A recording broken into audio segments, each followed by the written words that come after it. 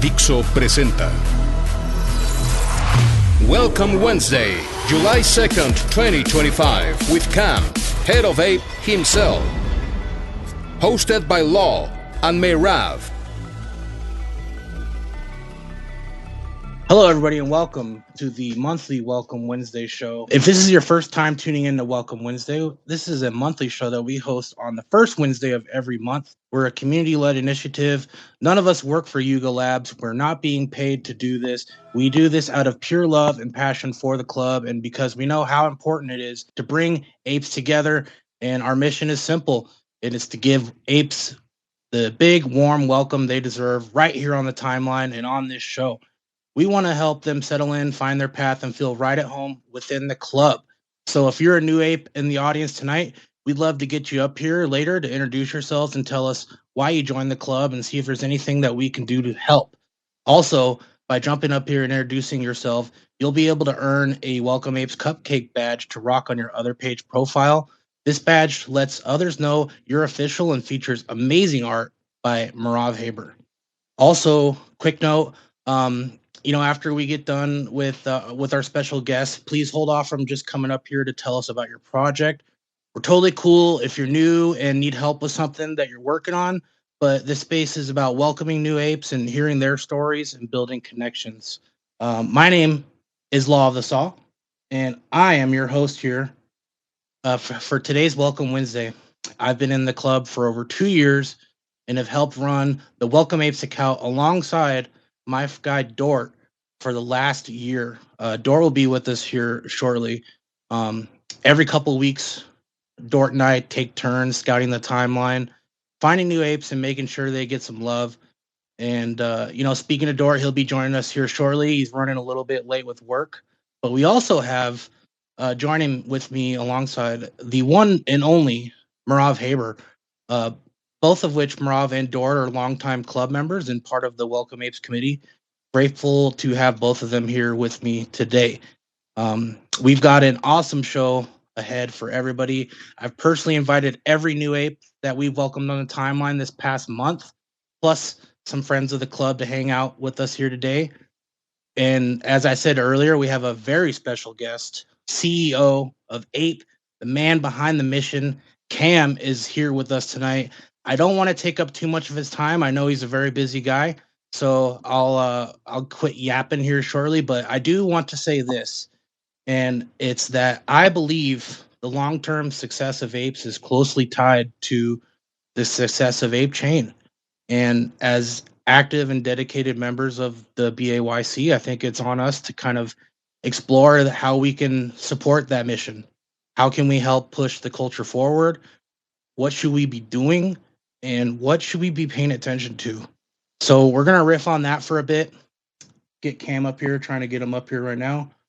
And we'll bring up some apes, introduce themselves after, probably keep the convo rolling. So without further ado, let's welcome up Cam.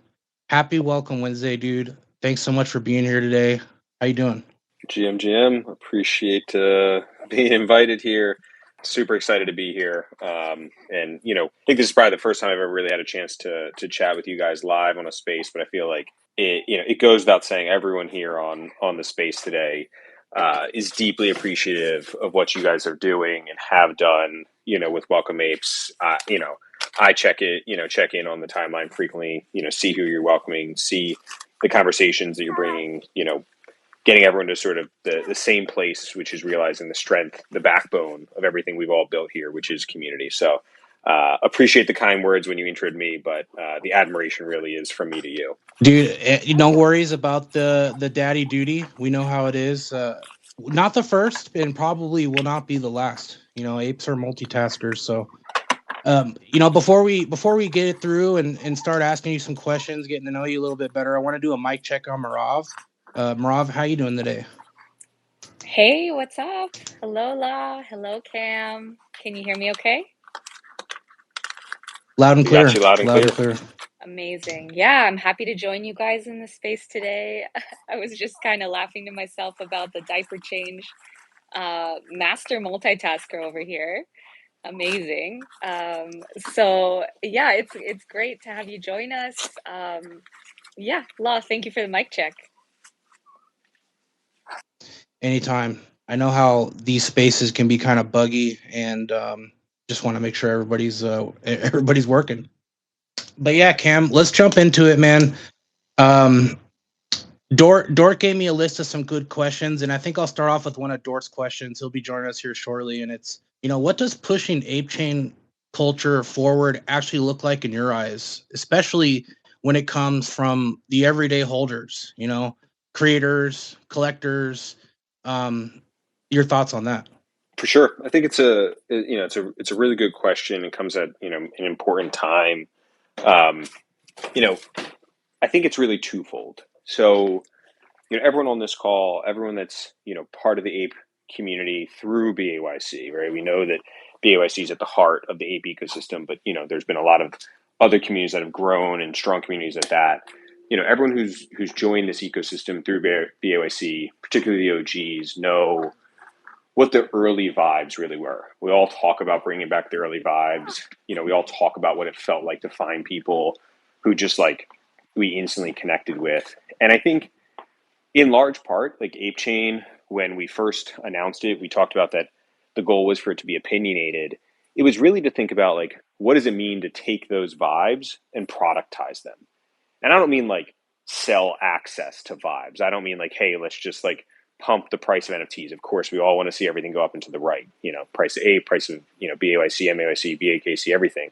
But it's how do you actually just take the things, all those late night conversations, all the energy of those Twitter spaces, all the camaraderie, all the entrepreneurialism, and sort of bundle it up and be if we empower the community with tools, with opportunity, with access, what are the products that are going to be made, and are they going to have the right vibe? And so I think for everyone in the community, that's the challenge.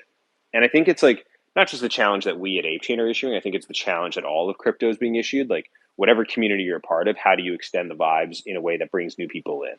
The second way I think is also to think about if we look at who was joining BAYC, who was early NFT culture, what were the promises of NFTs, right? We all think about, you used to hear about NFTs being for movie and music royalties and financing and access and IP commercialization. And it's those early promises drew a lot of other people in to the NFT community, including in our own community, right? We all remember the old stories about Seth Green was making, an animated series with his BAYC. We all, remember hearing about musicians. Universal Music Group, I think, owned 4 Apes and even trademarked the band, and they were going to make music out of it. And all of them saw the big opportunity of NFTs as infrastructure. And so when we think about culture, it's also this infrastructure, that I'm thinking everyone should be pushing forward. And I give a shout out to Ernest and Aaron Haber with Divotverse, because they're taking NFTs as infrastructure and now making them, work for everyone else. And so to me, what we can do as a chain level is think about some of those big ideas and try and figure out who in our community has the resources, the network, the skill, the interest, to actually take a stab at some of those. So there's every day, how do we bring the vibes and actually turn them into product? And then there's also how do we dream big? So, maybe culture for some people is a little different than that, but that's really what it means to me. That's great, dude. And you mentioned Aaron and Ernest and what they're working about, and it's kind of got me wondering, is there anything else or something that catches your eye when someone reaches out wanting to build on Ape Chain? Is there anything that they can be said or do to stand out in these conversations and kind of and get rolling? Yeah, for sure. I mean, every conversation has a little bit of a different tone, and is the conversation talking about funding? Is it talking about distribution? Is it talking about just what's the benefit of Ape Chain? So every conversation will have something a little different. But to me, I always sort of ask what's the big version of this? Because at the end of the day, we want to support products and communities from small to big, right? Of course, nothing is too small, for attention, because if we're willing to dismiss anyone, then we've lost the plot. But if somebody has a great idea and I say, great, what's the big version of that? If you hit a home run, what is it? If they can answer that question, and there's like some semblance of like a reality to it, and like there's a cohesive path, whether they're going to actually achieve that path, it's a different story, but there's a path that will catch my eye. On the line right now, I know Danny's on the call. I'm like he and I talk about podcasts, and using NFTs and the blockchain, for the podcast industry to solve a lot of the sort of the fractured nature of distribution, of data capture. Like he'll tell me how big the podcast industry is, particularly in LATAM, right? And like how, few people are really taking on the challenges of it, and how he has the network and opportunity to actually try and tackle that. And so like whether he's going to win or not is obviously, it's on him, and it's a reason for him to believe in the big vision. But the fact that he can talk about it as a multi-billion-dollar opportunity shows that like it's something that is actually, when we think back to that culture conversation, it's in that second bucket. It's something that is a big picture opportunity that we should be looking to change the game on, right? Whether ApeChain wins in that way or not is sort of secondary. Everyone in the NFT industry wins if somebody cracks that code. Yeah, podcast is a big one. And I'm a big podcast guy myself, I love to listen to them. Something that I recently kind of explored over the weekend, and I'm curious on what your thoughts are, is InfoFi. What are your thoughts on InfoFi before I kind of dig into my experience? I think we're at the infancy of what InfoFi really is. The same way that like we saw, I don't want to use like the term bubble, but we saw like a boom, of interest around, AI, in tokenized form. I think InfoFi it's a very similar attempt to tokenize attention.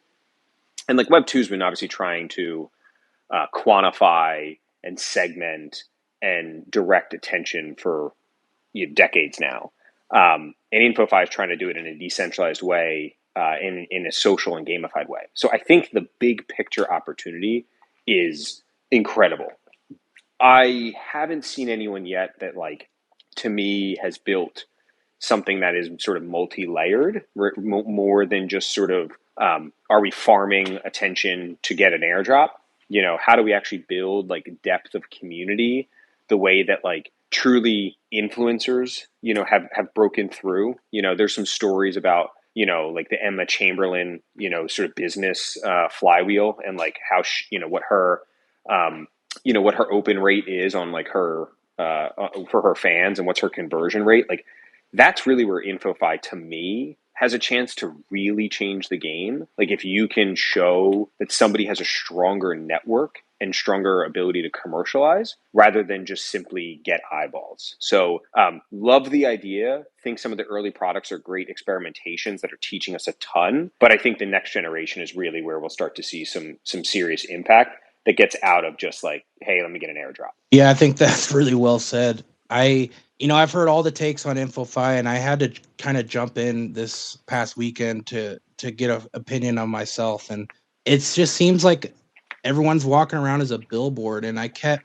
correlating the idea that like apes have been doing this not to make a leaderboard for so long, and do it because they actually love a product and they're excited about, like, they're genuinely excited about something. So I don't know, just kind of drawing the lines between that and what's popping right now on the timeline. Totally. And I think like, InfoFi is really on some levels like a quantification of like network effect, which is something that on ApeChain, like I think, if anyone's out there talking to Tiger or Josh or has gotten DMs from them, and they're helping us work on, really understanding the full network of ApeChain, understanding the full network of BAYC, like, because one of the things that I think, if we're just being like all truthful with, where we've had hits and misses over the last 4 years, is we've all sort of clumsily tried to build this together. Like the number of people with like insanely important jobs in the real world sort of sense that are apes, the number of people who have, pushed forward the Web3 community, both, in the club and with their own products that are also apes, like that network, particularly, if we looked at it at that snapshot of like 2022 era, was probably something that would surprise all of us. And yet, like, because we all respected the ethos of Web3, because we all didn't want to sort of cross into that cross that barrier of like, who are you in the real world? We missed a chance to really put together like a real clear understanding of the network and the network effect and be able to draw lines. And so like, that's something we're trying to rectify, at the ape chain level, and try and think about like what's tooling and systems that we can put in place so that like the network effect is actually about enhancing each individual node. Everyone on this call is a node, right? Or, on the space is a node. I'm a node, right? Who's in my network? How can I extend my network to a fellow, ape or person in the ape ecosystem? And how can we sort of look at that as a way to really create the flywheel of ape chain? If this is all PvP and everyone's sort of on their standalone, like, then we're no different than any other chain. And I just don't think the personality of a club like ours, or the outgrowth of a club like ours, is meant to be just PvP, good luck, try it on your own. What do you think separates ape chain from other chains? Like what makes us different? Yeah, I mean, I think there's a few things. Look, we're in a part of Web3 that every tech cycle has seen, right? Whether it's from, early days hardware computers where everything, all the ads for Dell versus Compaq versus Intel, where this one has a Pentium 2 processor, like this one has a Pentium 3 processor. Even recently with Apple, this is an M2 microprocessor, this is an M3. The era of we are going to market based upon our technological capability is always the first generation of tech. And then you move out of that once the tech becomes good, good enough that like there's a sort of microscopic differentiation. And we're kind of hitting that in Web3, right? I think it is almost undoubtable that like Arbitrum, who ApeChain is built on, is the best technology in Web3. So Steven, AJ, Harry, Ed, all the guys over there, insane work. And obviously they just landed Robinhood. So their tech's good because a company like Robinhood wouldn't fuck with it otherwise. So like we have every advantage, but it's not a differentiator. And like we have to be honest with ourselves about that. This becomes in some ways, a game of branding and a game of community. And I think those are two areas that the ape ecosystem has always been as strong, if not stronger than others, right? We have a deeply, ferociously loyal and active community. It's not always happy-go-lucky. We're just like a family. We fight with each other. We make up. Sometimes we don't make up. Sometimes we get dinner together. Sometimes we can't stand each other, right? But that sort of community gives us an advantage, again, when you can tack it on to an actual infrastructure around the network. And then the second thing from like a brand perspective, look, most people think of crypto and like they can't tell you the difference between this versus that. They've heard some of the names, like, oh, I've heard of Ethereum, I've heard of Bitcoin, I've heard of Solana, but like they don't know much. But I sure as shit know that they know about the Bored Ape Yacht Club. There is no, I mean, I get it. There's other competitor brands, peers of ours who have done an incredibly good job of building up their brand, and I give them lots of credit. But there's no one that is the face of NFTs other than the Bored Ape Yacht Club. There's no one who has transcended brand the way the Bored Ape Yacht Club did. And that shit was organic. And so like, if we can put those two pieces together, we have a chance to continue to differentiate ourselves. But like, it then becomes, how do you productize that? How do you bottle that all up? And that's the challenge that we're issuing. That's the challenge that we've issued to ourselves internally. That's the challenge that we're issuing to all of the people in the, in our community. What are you building that bottles that energy and can, give it back so that others feel it? Hell yeah, you just got me going, dude. And my next question is for new apes, but before I jump into there, I want to tap with Meirav. And do you agree with me that I kind of feel like the easy answer for what separates ape chain from other chains is that we have culture that's already been going on for 3+ years. What do you think, Meirav? Yeah, we have it. We have that it factor, right? That kind of like you walk into a grocery store and maybe you're wearing your ape hoodie and someone knows, like some normie is gonna like whisper to his mom, like, Mom, those are the Bored Apes. Like they know, they just know. And I think that it's undeniable that we made waves.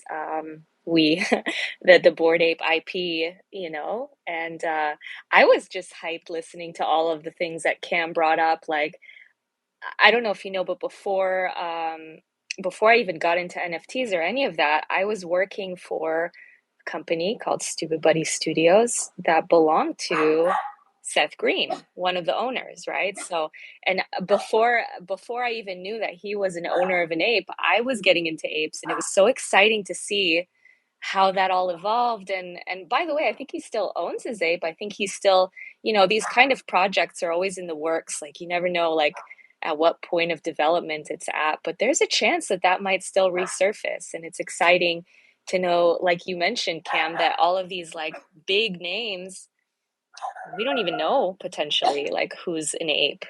But the ones that we do know, it's like exciting. It's exciting to know that like we're in this community together with these like super giants, right? Um, and yeah, I guess if there's time, I was just gonna say like you didn't just wake up being like the CEO. Like, how did you even? What's your background? Like, how did you get there? If you could share a little bit about your background with us. Yeah, for sure. And for anyone who's, joined spaces recently I've been on and, have heard me giving this answer, I apologize for some of the repeat here. But, my background professionally was I started as a lawyer. It's actually how I got into crypto. 2015, I was working at one of the largest law firms, in the world. And I was doing like the very traditional Wall Street, M&A, capital markets work. So, big deals, stuff that, you thought was going to like make you feel really cool because you'd see it in the Wall Street Journal. But I didn't realize until I became a lawyer, like you're not someone doing the cool part of the deal. You're the person just doing the paperwork. And so like the sex appeal of all that was just like so boring and just so contrary.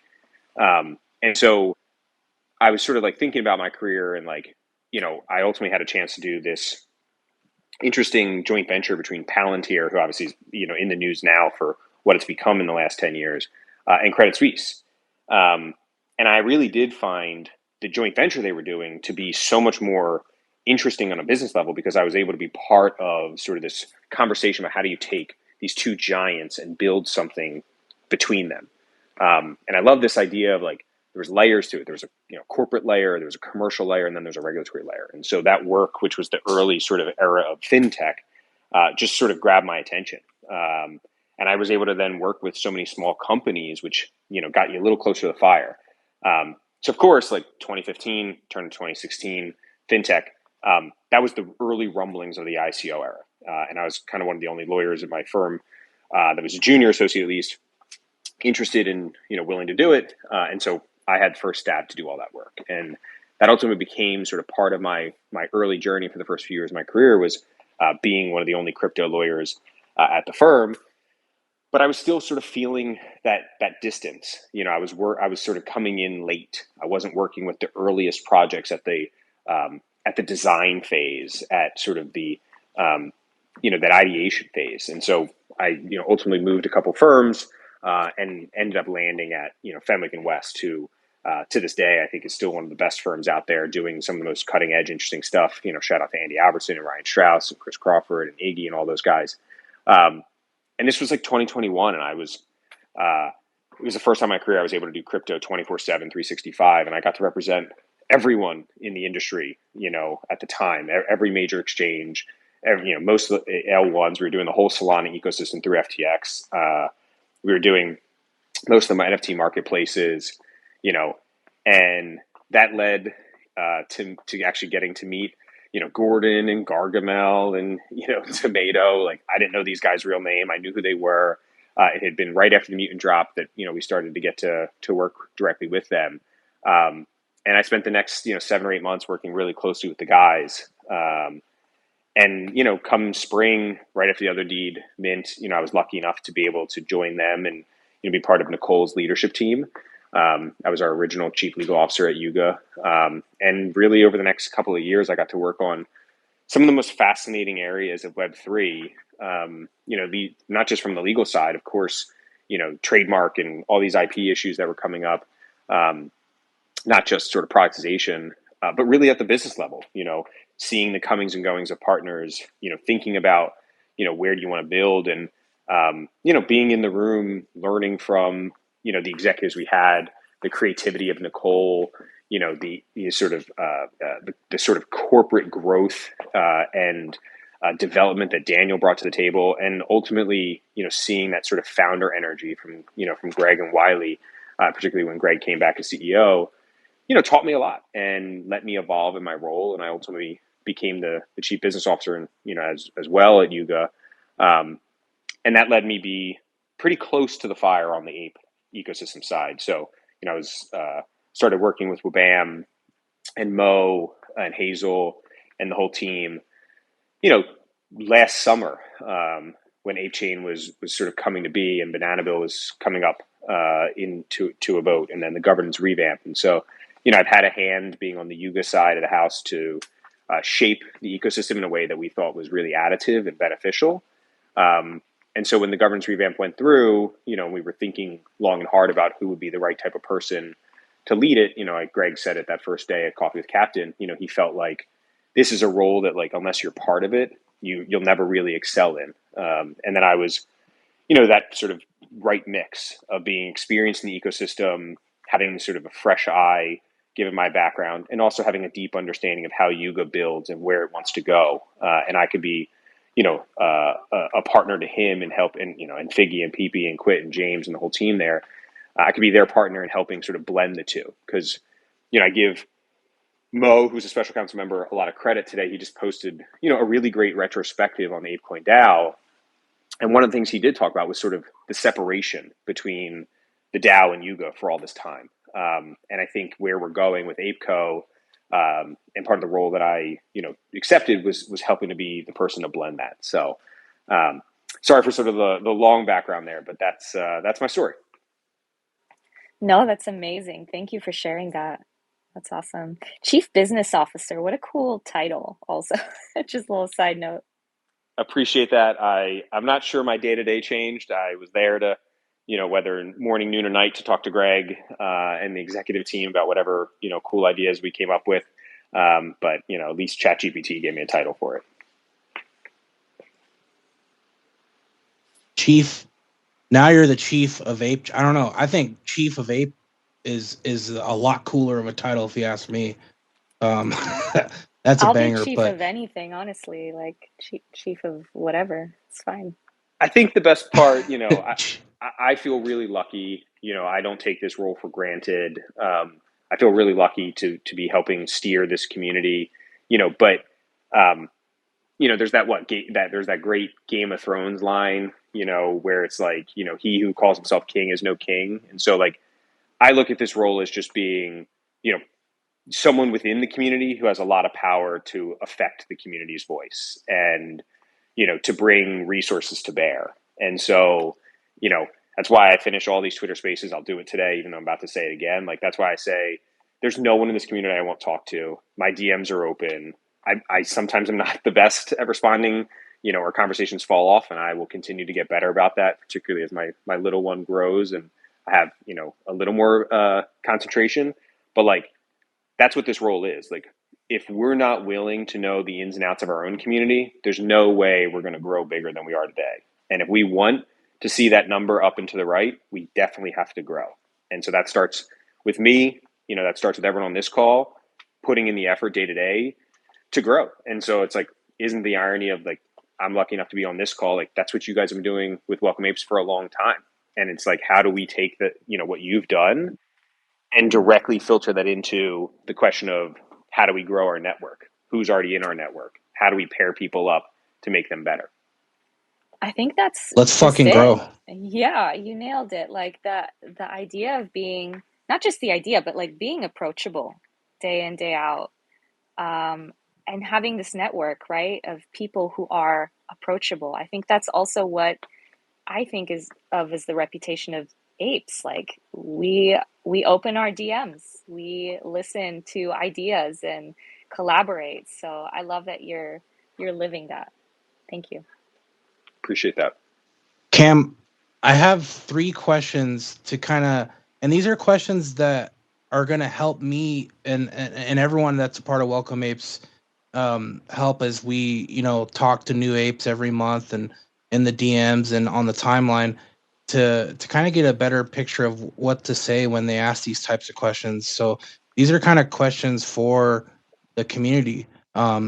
When a new ape joins the club, maybe they're an artist, a dev, storyteller, a shit poster. What's the best way that they can kind of start exploring opportunities to build on ApeChain? Honestly, I think there's no resource, in our ecosystem that's better than the community team at ApeChain. Spend and Neff and Lost and Vi, connect with them immediately because they're just this wealth of connective tissue. They know who's doing what. They know who's looking for artists. They know who's, who has strong communities. Where can you, find, the community you want? How can you get involved? Should you join ApeChain Architects? Are you a builder? Should you join the Telegram? Should you be in the Discord? Obviously I'm about to overload their DMs if everyone starts racing to them, but that is really the best place to start. And then you're also on someone's radar who's constantly trying to make these connections. And so I would recommend that to everyone you guys talk to. Make sure they meet Spend and Neff and Lost. And then, whatever we can do to support them from there, we at least have have an open dialogue. Yeah, I like that. Spend and Lost, they're all really great at kind of tapping into these community spaces and being in there. So I think that's a great way to start as well. Let's see. Are there any underrated ways for apes to support ApeChain right now that don't require technical skills? It's a good question. Look, I think there's a big piece of the game of Web3, which is, extending the voice, and for ApeChain, we're constantly trying to extend ourselves to people who are looking for their community, are looking to build, have an interesting view, want to experiment. And so anyone who can continue to pass that message, I think, that's just one subtle way, continue to retweet, quote tweet, translate the message into languages that we're not, currently translating into, help propagate that because it's free. It shouldn't be that hard. It's something we're all trying to do anyway. It also helps you get attention from the communities that you're already a part of. People will see what you're doing. They'll be reacting to it. And outside of the social side of the house, I think, look, if you're in BUIC, if you're not an active collector, I think sometimes you also miss what the, in the trenches feels like anymore. You sort of miss those early days. Get back in the trenches, on some level. ApeChain has a much lower price point for most of its NFTs, and yet the activity level of these communities will shock you. And that is one easy way. If you're a person, who actually wants to experience the benefits of being in a community, I really suggest that. And you can do it for a couple of bucks on ApeChain. I kind of feel like the group DM is really powerful way to do it as well. To let's say an event happens where it's the most volume that ever happened on ApeChain happened, or these kind of events that happen, and we passed this chain, we're doing this better. And I think having that kind of news spread around in these ApeChain chats that I know all of us are in can really help us bring that noise out there and signal to people that when you bring up ApeChain a lot to other Web3 enthusiasts, people that are out there gambling on meme coins, you mention ApeChain, sometimes they kind of snicker and laugh, and they don't think that there's volume and that there's these things happening over there, when really there is more on some of these other chains that they're on. And I think the power of these group DMs and spreading information is really powerful. For sure. And I'd be remiss to say, there are plenty of people in our community who, they're quiet in the sense that they join the communities they want. They play with the dApps that they want. They show up in spaces when they want. They're not building, they're not necessarily flipping or trading, but they care. And one of the best things I think it's becoming a theme of this call, around network effect, is like, reach out and raise your hand and be like, hey, I might not be doing something today, but I'm happy to be an active node. I'm happy to make warm connections. I'm happy to be somebody that you introduce others to. Like one of the first times I talked to Von Doom, right? Everyone knows Von Doom. Von Doom's done a great job of being a resource in this community. One of the first times I ever met him, he was just like, hey man, if you don't know how to get to something, come ask me, because I probably can find a way too. And so I think about that a lot when I'm like, I meet a builder in my DMs and like, oh, I'm thinking about doing a TCG. I'm like, this just happened the other day. I said, TCG, do you know what kind of TCG you want to do? And they're like, yeah, I got an idea. And I was like, cool. Do you know who's making it? They're like, no, we're still working on that. And in my head, I'm thinking, great. Von Doom is just a guy out there who's always just like, hey, I'll make an introduction if it's in my network. And I know game developers are in his network. So right there, he's one of those sort of unsung heroes of like, quietly off the timeline, I could be like, hey, Von Doom, can you help this builder find the right TCG creator? It's, not for fee, not for, just make that connection. And I think there's so many people out there in the BAYC community on Ape Chain that could be those. They just need to know that like raising their hand quietly behind the scenes is enough. And it is. Well said. Apes are connectors, and I just asking, and I know people like Baron are always there on the timeline and in DMs. Like, he's a great connector as well. For sure. I mean, Baron's a legend. Goes without saying. I'm pretty sure, I got, like 2,000 followers, and I'm pretty sure like 1999 are directly due to Baron. I think my mom is probably the only one that I've gotten on my own. So, Baron, appreciate you continuing to push the message that I am someone people should be following. I don't know if that's true, but if it's coming from you, I deeply respect it. We always got to shout out Baron. He's always holding it down for us in the club. So much love to Baron.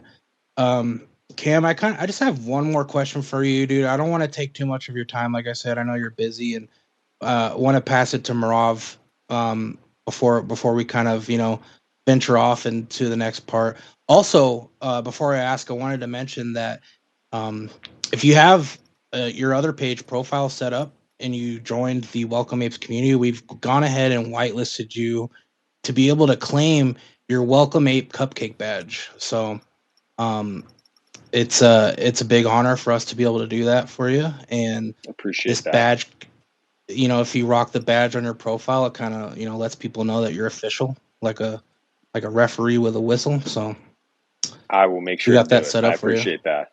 Yeah, thank you. Awesome. All right, so my question for you is, can you share a time recently when the ape community surprised you, like a moment that reminded you why this whole ape chain mission is worth it? I know you guys are working, long days, 7 days, sometimes maybe 7 days a week, 12-hour days, and I imagine it's not easy some days. So yeah, is there a time recently when the ape community really surprised you and kind of remind you why this whole mission is worth it? Yeah, that feels like such a great interview question. So hopefully, whatever rubric you got there, I do well on it. But no, I think one of the things that we all forget, or maybe we don't forget the importance of, but we forget how it feels. It's just what it's like to be in real life together, and how important that is to like overall, the vibe and the connection within our community. It's why Ape Fest is so beloved, but also important. And I think Ape Chain is slowly growing in its own, version of that. But, I wasn't able to be there, but I got all the downloads from the team, about the 21 Mercer event with this, the team over at Staple and with Pogs that we did and NFT NYC, and just like, how many hundreds of people came through. And I mean, we're talking about hundreds, and how many old sort of names that we haven't seen in a while coming through, and like, feeling that refresher of just like, oh, they still care. They're still here, feeling the, hey, we don't have enough spots for everyone that wants to come. Like, okay, like people are seeing the message, they're getting it. Like, that is what fuels us for the next event, for the next place that we're going. Whether it's in the swamp someday, or whether it's in the desert in October. Wherever we might be hosting events soon, like you remember that like the community rallies there. So to me, that's I won't say it surprised me, but it sort of warms you up.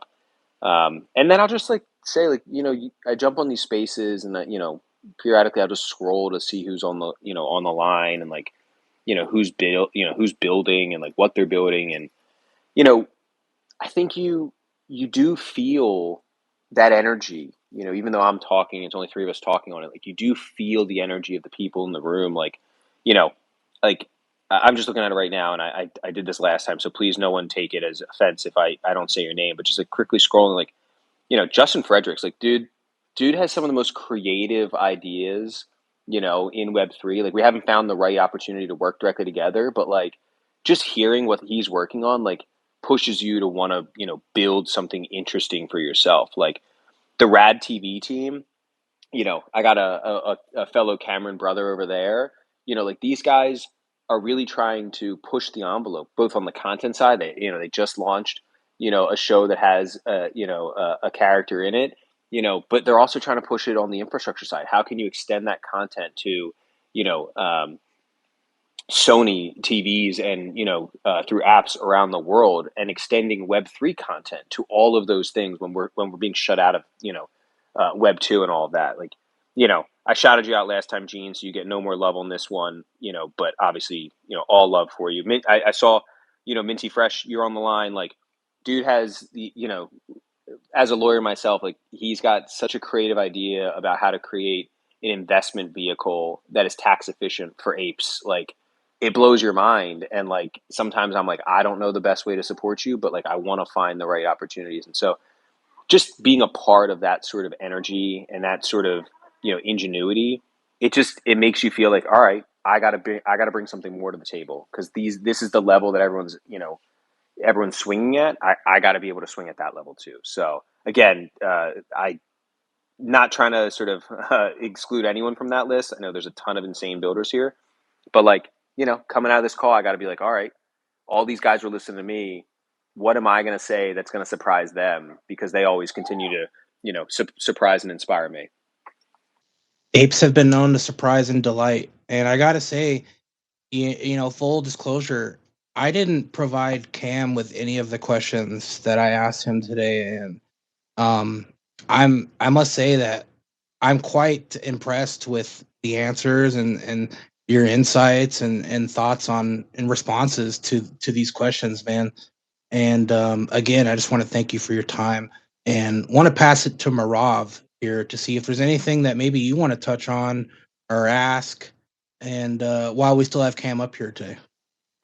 Oh man, well, I really like that last answer, and it took me, to the IRL aspect of things, and appreciate you for uh, reminding us that, yeah, that's the blood and heart of the club, is like getting to know these real people, and letting these kind of organic connections happen. So it's really cool, and appreciate the answer. I don't know if uh, Law, we have time for more questions, but I've really enjoyed hearing from Cam.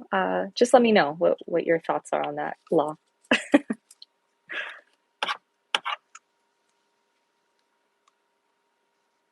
Anything? Yo, Yeah. you guys hear me? Do we Sorry. have time for more questions? I don't know, Cam. I know you're on diaper duty right now. Do you have time for one or two more questions? Yeah, for sure, for sure. I got On it. a mobile swinging here, so as long as it stays interesting to her, I'm good. Oh, that's cute. Yeah. Do you have an ape? So I have two mutants. When I joined Yuga, apes were unfortunately outside my price point. Um, but ironically, I sort of fell in love with my mutant, and then I got a second one. I'm full orange fam. There's only one correct background color. It's orange. Oh, well, we won't Um, fault you for that one. That's okay. Yeah, I appreciate that. But yeah, my two mutants, they'll be passed down to my kids and kids after that. Those are home forever. So I I love them. love that. I love that. Can you just quickly describe your favorite mutant? Oh, I don't know.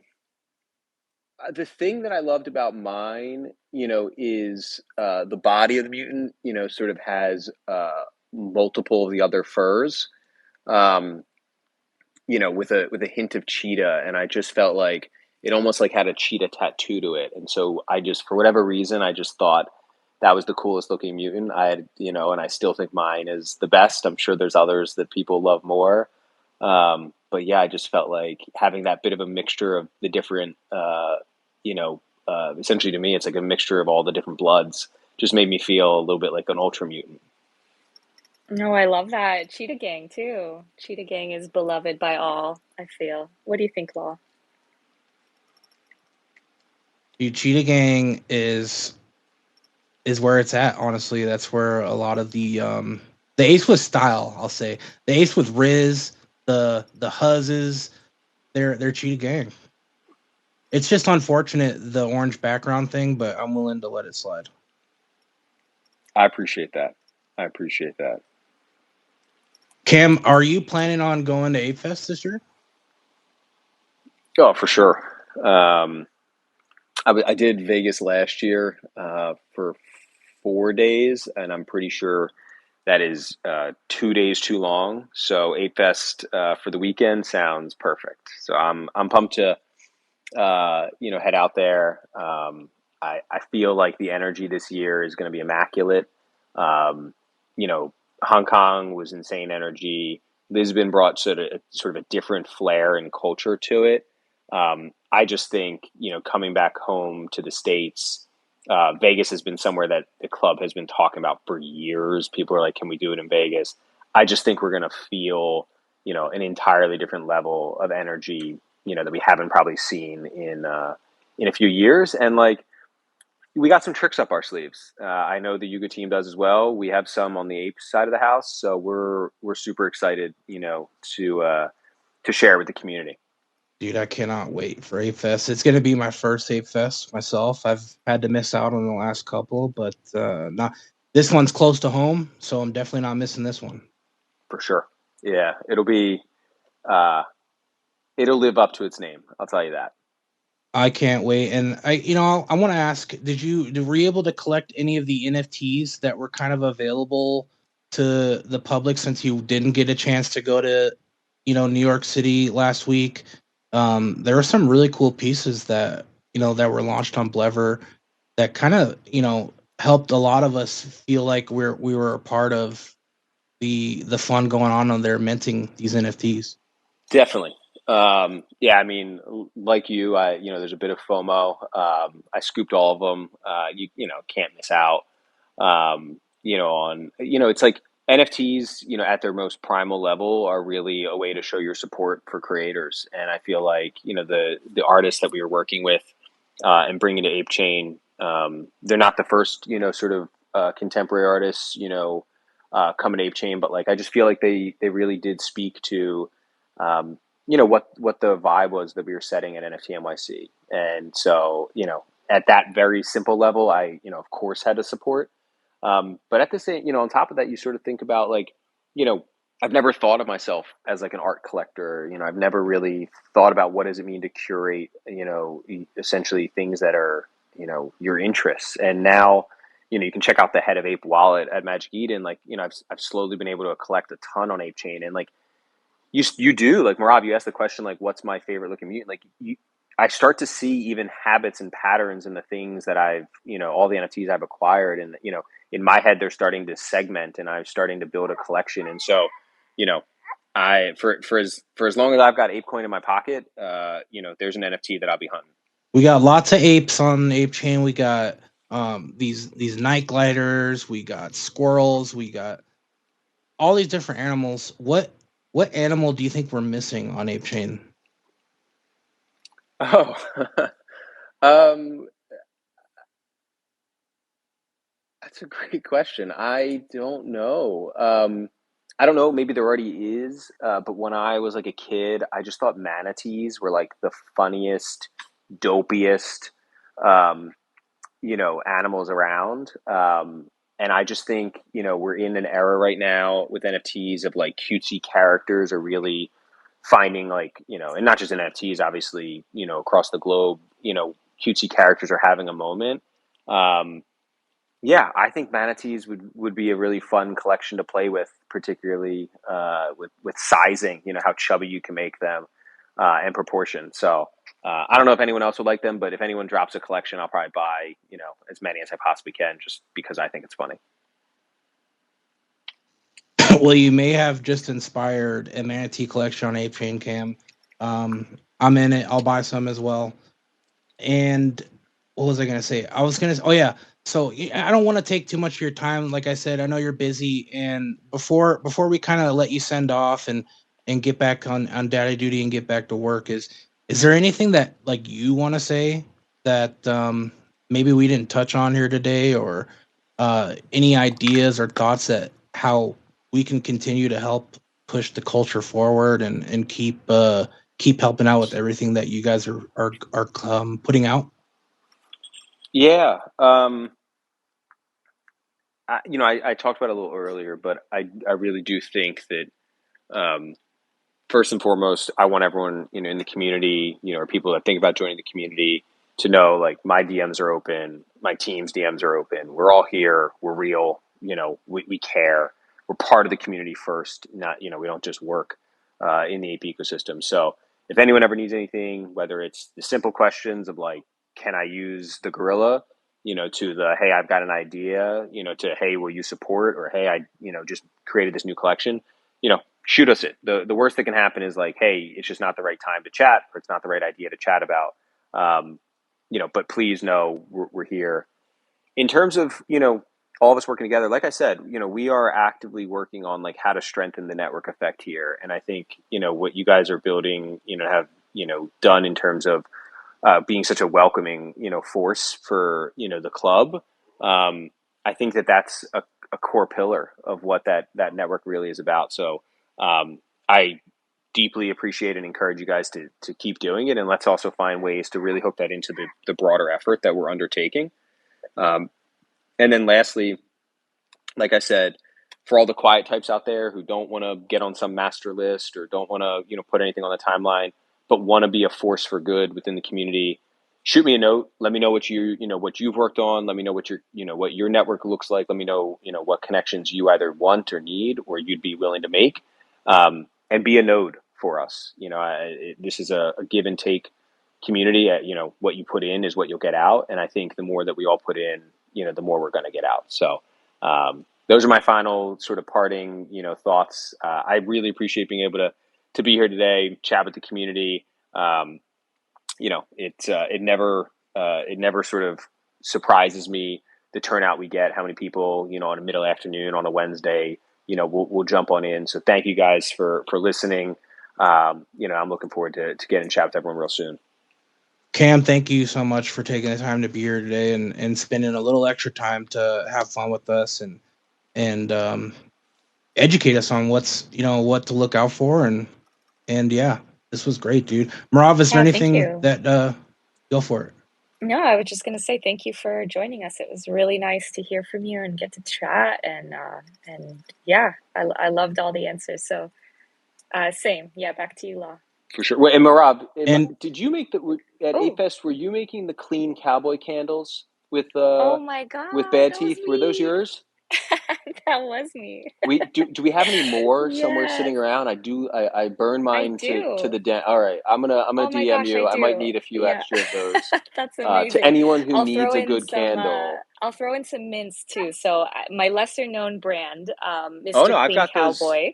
I've got those mints sitting on right on the table right behind my couch. They're in a little. They're decorative mints. I appreciate that.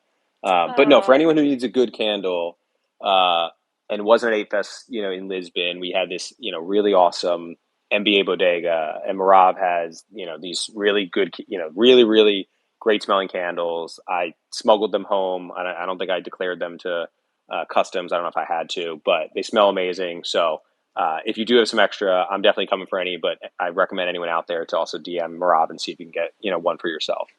Oh my gosh, for sure. That's so funny. Thanks for remembering. And yeah, I was reminiscing about the vending machine. Like in hindsight, so Bad Teeth and I, we like put the candles in the vending machine, and in hindsight, I'm like, who needs candles at Ape Fest? Like, if anything, you need breath mints, right? So, if we get to do like a version 2, we'll definitely throw some breath mints in that vending machine this time around. But yeah, I'm so glad that you have some. I'll definitely get you some more.